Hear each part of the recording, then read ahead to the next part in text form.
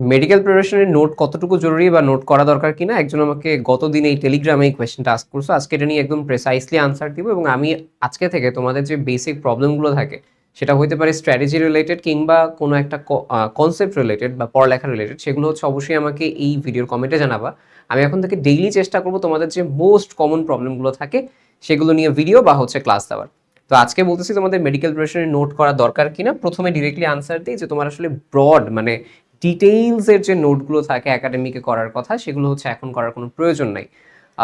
তুমি যদি একাডেমিকে করে থাকো কোনো একটা ডিটেইলস মানে ডিটেইলে একটা নোট, তাহলে হচ্ছে তুমি সেটা রাখতে পারো, সেটা মেডিকেল প্রিপারেশনেও কাজে লাগবে। এমন না যে কাজে লাগবে না, কারণ তুমি কনসেপ্টগুলো পড়লে দেখা যাবে তোমার অনেক কিছু রিকল হবে।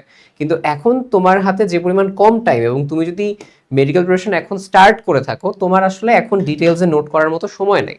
কারণ হচ্ছে নোট যখন তুমি একদম সব ডিটেইলসে করতে যাও, তোমার দেখা যাবে 3 ঘন্টার একটা ক্লাস করতে প্রায় অ্যাপ্রক্স 4 ঘন্টা 4.5 ঘন্টা লেগে যাবে অ্যাপ্রক্সিমেটলি।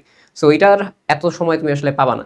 তো কথা হচ্ছে এটা, তো আমাদের যে কাজটা করতে হবে ক্লাস করার সময় কি তাহলে আমি একদমই কিছু রাখবো কিনা, কথা হচ্ছে এটা। ক্লাস করার সময় অবশ্যই হাতে কলম আর হচ্ছে খাতা রাখবা, মাস্ট রাখবা। এমন না যে তোমাকে অনেক সুন্দর করে নোট করতে হবে, ডিটেলসে নোট করতে হবে এই জিনিসগুলো। তোমাকে যখন কোনো একটা কিছু পড়াচ্ছে, ধরো আমি তোমাকে ফিজিক্স পড়াচ্ছি, তো ফিজিক্স পড়ানোর সময় আমি কিছু সূত্র মাঝে মধ্যে লিখবো। এখন সূত্রের সাথে তো আমি ব্যাখ্যা লিখবো, এটা এইভাবে কাজ করে, ওইটার নির্ভরশীলতা এটা, বাংলা কথা এটা, উদাহরণ এটা, এত কিছু না লিখে ধরো যেগুলো আমি ভুলে যেতে পারি। ধরো আমি সূত্র এখন F equal to M A তো সবাই মনে রাখে আমি জানি, বাট এরকম যে কিছু বেসিক সূত্রগুলো থাকে সেগুলো আমি একটু লিখবো।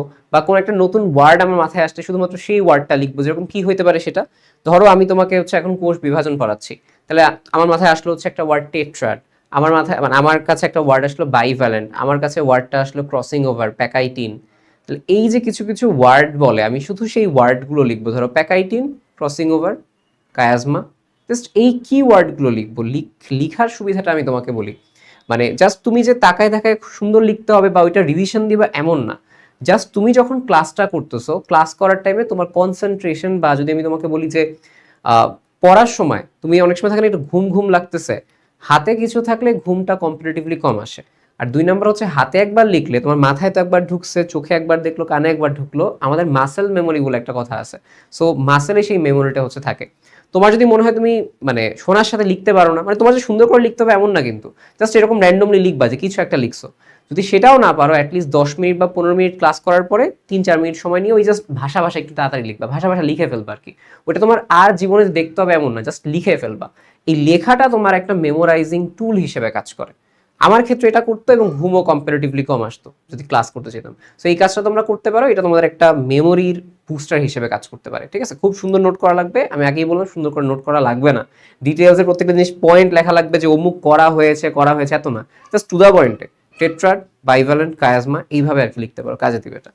2 নম্বর কথা হচ্ছে হ্যাঁ কিছু জিনিসের নোট করা লাগবে। আমি যদি তোমাকে ওভারঅল বলি যে এই যে এইখানে যেগুলো দেখতেছো এগুলো হচ্ছে একদম ডিটেল টাইপের নোট, আই গেস তোমরা কতটুকু দেখতেছো আমি জানি না। এগুলো হচ্ছে আমি ইউজুয়ালি আমার টাইমে শর্ট নোট বানাইতাম তোমার একাডেমিক টাইমে, সেইগুলো এখন এইগুলো আমার হচ্ছে অ্যাডমিশন টাইমে প্রথম দিকে কাজে লাগছে। কিন্তু বিশ্বাস করো এই নোট আমার জীবনে অ্যাডমিশনের 1 মাস আগে আমি পড়িও নাই। আমি খালি পড়ছি ওই বইটাই, বইয়ের যে দাগানো লাইনগুলো আছে ওভারঅল আমি যেগুলো দাগায় রাখছিলাম সেগুলো হচ্ছে আমি আলাদা করে পড়ছি, কারণ ওই টাইমে আসলে এটা পড়ার সুযোগ থাকে না। সো আমি তোমাকে এতটুকু বলতে পারি, তোমার আসলে বারবার রিভিশন দিতে হবে কোনটা, বইয়ের জায়গাটায়। সো বইয়ে মার্কিং করো, বইয়ে নোট রাখো। যেরকম আমার বইয়ের মধ্যে একটা এরকম ছোট্ট একটা পেজ ছিল, জাস্ট এটা দেখতেছে, বইয়ের মধ্যে লেখা ছিল, এখানে লেখা হচ্ছে সেলুলোজ, তুলি কার মাতা, তুতে হচ্ছে তুলা, লিনেন কাঠ, মাটি তৃণলতা, কত পার্সেন্ট হচ্ছে কি সেলুলোজ আছে, 94%, 90%, এগুলো আছে লেখা ছিল সুন্দর মতো, কারণ বইয়ে ওইটা র্যান্ডমলি ছিল।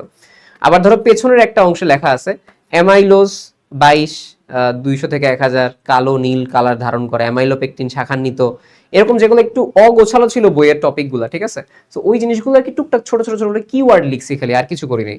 সেটা হচ্ছে বইয়ের মধ্যেই লাগানো ছিল আমার। তো তুমি বইয়ের মধ্যেই মেইনলি যতটা মার্কিং করা যাবে, বেশি মার্কিং করে হিজিবিজি করো না।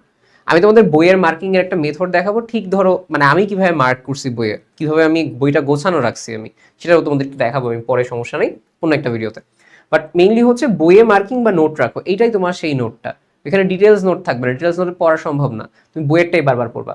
এবার আরেকটা কথা আমি বলবো, যেই নোটটা তুমি রাখতে পারো বইয়ের মধ্যে, তো বলছি যে অগোছালো থাকলে গুছায় একটু ছোট্ট ছোট করে লিখবা আর কি। আমি এইটার যেটা আছে না, এইটার হচ্ছে আমি ছবিটা তোমাদের ইয়াতে দিয়ে দিব না, টেলিগ্রামে দিয়ে দিব, কমেন্টে লিঙ্ক দিচ্ছি, একটু দেখা নিও, ঠিক আছে? জাস্ট একটা হাতে পাইলাম, আরো অনেক ছিল বইয়ের মধ্যে আর কি, দেখাবো না, সমস্যা নেই।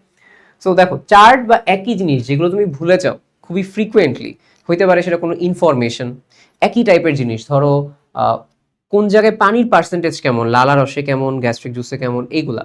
তো এই জিনিসগুলো তুমি একটু একসাথে গুছায় রাখবে। এখন একসাথে গুছানোর জন্য দেখো, আমি কিন্তু গতবার একটা প্লেলিস্ট শুরু করছিলাম অল ইন ওয়ানে, এবার ইনশাল্লাহ সেটা কমপ্লিট করবো, সকল রোগ একসাথে, সকল উদাহরণ একসাথে, ওইভাবে। সো এটার একটা বইও থাকবে, এটার একটা তোমাদের ফ্রি প্লেলিস্টও থাকবে। সো তোমরা ওইটার সাথে যাইতে পারো, বা হচ্ছে বইও পরে নিতে পারো। সো আমি জাস্ট ওভারঅল বলতেছি, চাইলে তুমি নিজেও করতে পারো, কারণ আমার টাইম আমি নিজেই করতাম এটা। নিজে করলে আমি আরো বলবো প্রেফারেবল, নিজে করলে তোমার আরো খুঁজতে গিয়ে পড়ালেখা বেশি হবে, আমি করে দিলে জাস্ট টাইমটা বাঁচবে আর কিছুই না, বাট তোমার আবার একটু পড়া লাগবে। এই হচ্ছে আমি একটা ট্রুথ, মানে একটা ফ্যাকচুয়াল কথা বললাম আর কি। আর যে জিনিসটা বললাম, ভুলে যদি যাও তুমি কোনো কিছু, চার্ট আছে, ভুলে গেছো কোনো কিছু, বা তুমি রিপিটেডলি কোনো কিছু ভুল করতেছো, সেটার একটু নোট করতে পারো। নোটটা কেমন হতে পারে, একটা শর্ট বুকের মতো। আমি কি কাজ করতাম আমি তোমাকে বলি, ওই যে দিস্তা কাগজ আছে না, দিস্তা কাগজ, দিস্তা কাগজগুলো তো এরকম লম্বা থাকে, আমি দিস্তা কাগজের একটা পেজ এরকম, ধর একটা পেজ নিলাম, পেজ নিয়ে এরকম ভাঁজ করতাম, ভাঁজ করে এই একটা অংশ রাখতাম। তা আমি এটাকে এরকম বই বানাইতাম যে এইখানে একটু লিখতাম, এইখানে একটু লিখতাম, এইখানে লিখতাম, এটা লিখতাম। সো শর্ট বইয়ের মতো এখানে ছোট ছোট ছোট জিনিস লেখা থাকতো। তো তুমি কতগুলো পেজ নিয়ে স্টেপলার এটা করতে পারো, এটা শর্ট বুকের মতো করতে পারো, যেটা তুমি কিছু ভুল করতে পারো। টাইম কনজিউমিং, বাট তার চাইতে যে জিনিসটা করবা, যেটা তুমি বারবার ভুলে যাচ্ছ, ওইটা তোমার বারবার চোখের সামনে ভাসাইতে হবে। ভাসানোর জন্য তুমি হচ্ছে স্টিকি নোটস ইউজ করতে পারো, টেবিলের সামনে লাগাইতে পারো, দেয়ালে লাগাইতে পারো, বইয়ে লাগাইতে পারো টপিকগুলা, বা হোয়াইট বোর্ড ইউজ করতে পারো। আমি আমার ক্ষেত্রে কিছু টপিক যেগুলো মনে করতাম যে একদিন আমার চোখে বা 2 দিন চোখে ভাসানো লাগবে, আমি হোয়াইট বোর্ডে লিখে রাখতাম। সো রুম দিয়ে হাঁটতেছি, বড় করে লেখা আছে, সো 1-2 দিন দেখা হইতো, জিনিসগুলো কম্পারেটিভলি কম ভুল হইতো আমার। কিংবা দেয়ালেও তুমি কিছু কিছু টপিক লং টার্মে চিপকায় রাখতে পারো। সো এইরকম যে জিনিসগুলো তুমি আইডেন্টিফাই করো, তোমার কোন কোন জিনিস চার্ট, বা কোনগুলো একই জিনিস, বা কোনগুলো ভুলে যাচ্ছ, কোনগুলো বারবার ভুল হচ্ছে, সেগুলো এই ওয়েতে তুমি লিখতে পারো, অনেক বেশি কাজে দিবে। আমার এরকম ভাবে ছোট একটা বই ছিল কেমিস্ট্রির জন্য, অর্গানিকের জন্য পড়ছিলাম, বাট ওটা কেন জানি হচ্ছে তোমাদের ভিডিও করার আগে খুঁজে পাচ্ছি না, সেজন্য দেখাইতে পারলাম না, দেখাইতে পারলে ভালো হতো। তারপর বললাম ম্যাথমেটিক্যাল সূত্র, তুমি এটার জন্য একটা, যদি তোমার ম্যাথমেটিক্যালের সমস্যা হয়, তুমি ম্যাথমেটিক্সের জন্য বা ফিজিক্সের জন্য, মেডিফিজিক্স বা মেডিকেমিস্ট্রির জন্য ছোট একটা নোট বানাইতে পারো, যেখানে সবগুলো ম্যাথমেটিক্স থাকবে, বা যে অনুশীলনীর কোয়েশ্চেনগুলো আমি ভুল করি, যে অনুশীলনী কোয়েশ্চেনগুলো আমি পারি না, ওইটা এটার চাইতেও মেনলি বইয়ে দাগায় রাখা সবচেয়ে বেটার। যে বইয়ে আমি একটা স্পেশাল কালার দিয়ে দাগায় রাখলাম, যে এগুলো একটু মুখস্থ ভিত্তিক, বা এগুলো একটু আমি কম পারি, এটার অ্যাপ্রোচ পারি না, এটা মুখস্থ করতে হবে, এটা আমি ভুল করি বারবার। সো বইয়ে দাগায় রাখলে ভালো, তাহলে আলাদাও করতে পারো কনসেপচুয়ালি যদি লাগে।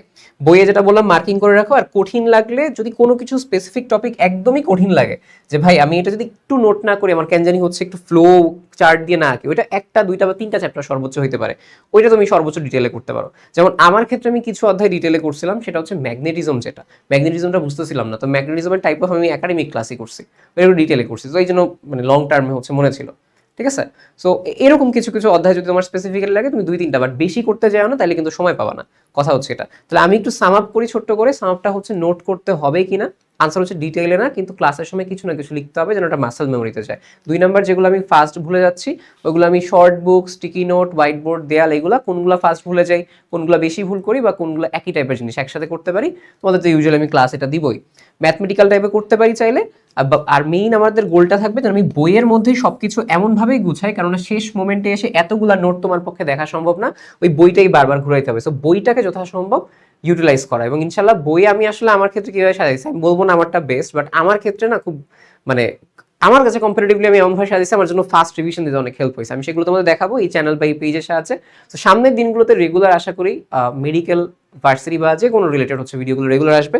So best of luck. আশা করি তোমাদের নোটের যে জায়গাটা, নোটের প্রবলেমটা আশা করি বেসিক আনসারটা হচ্ছে হয়েছে। কোনো ডাউট থাকলে ডেফিনেটলি বলো, সেগুলো নিয়ে হচ্ছে আমি পরবর্তী ভিডিও বানানোর চেষ্টা করবো। আল্লাহ হাফেজ সবাইকে।